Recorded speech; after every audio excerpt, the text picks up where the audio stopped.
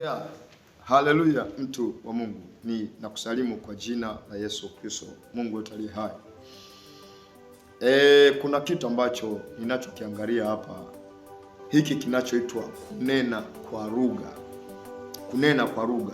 Kabla ya kuendelea, tuangalie kwanza hiki kinachoitwa kunena kwa lugha, kisha nitakuja kufafanua.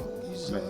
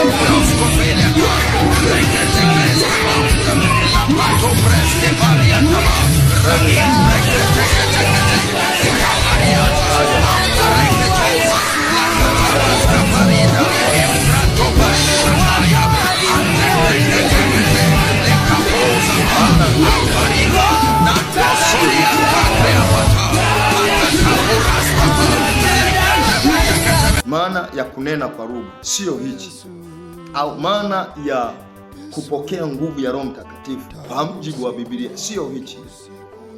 Hichi ni uzezeta na utaila, na wengi wametwishwa uzezeta na utaila hicho, wanachokijua kwamba tumepokea nguvu ya Roho Mtakatifu, tunanena kwa lugha.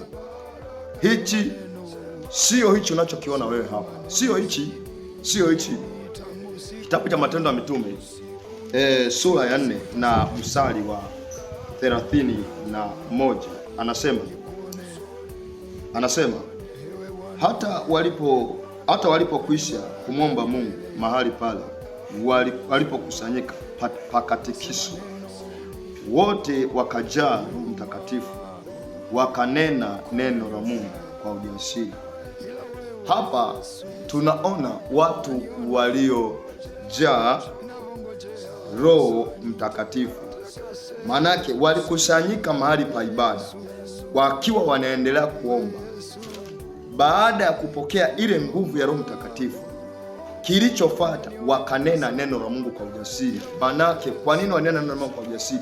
Walinena neno la Mungu kwa ujasiri kwa kupinga mabaya.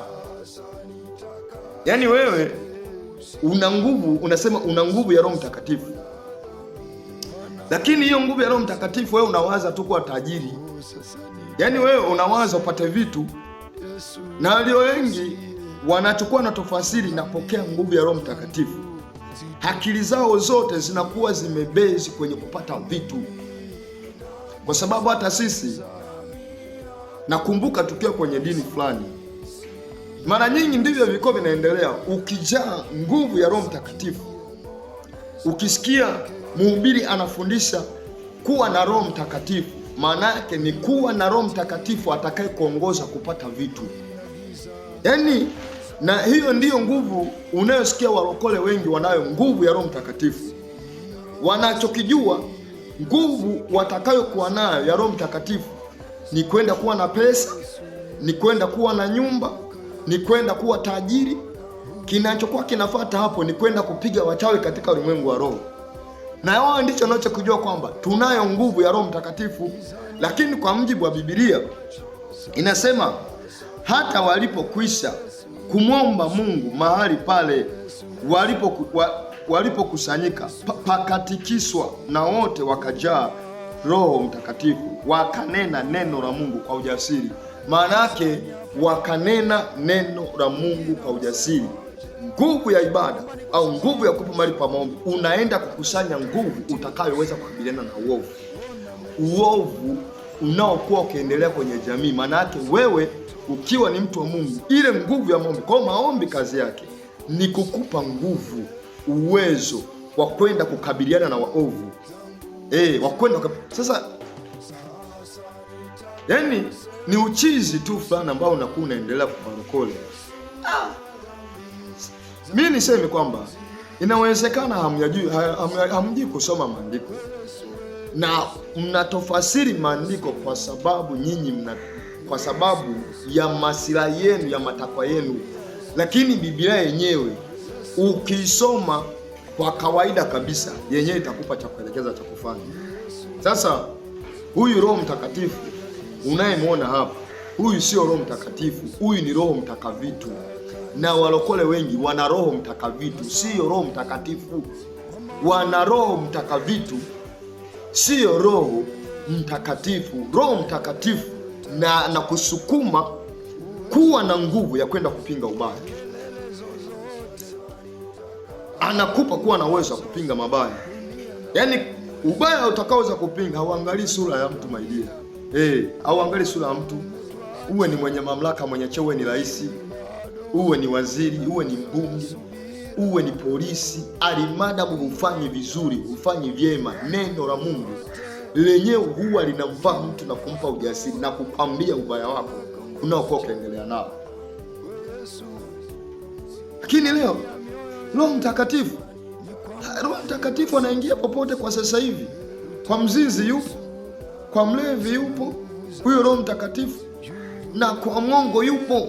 Na wengi wachungaji ni waongo, wanasema nimetokewa na nguvu ya Roho Mtakatifu, lakini waongo. Roho Mtakatifu angekutokea ungenena neno Mungu kwa ujasiri kupinga ubaya unaokuwa ukiendelea. Wako wanaoteka, wako wanaoua, ni miongoni mwa hawa unaowaona ni viongozi.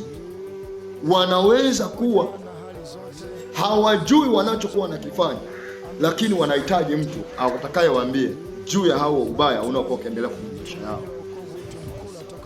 Wanateka watu, wanaua watu, wanapoteza watu, lakini wewe una Roho Mtakatifu anayeangalia vitu.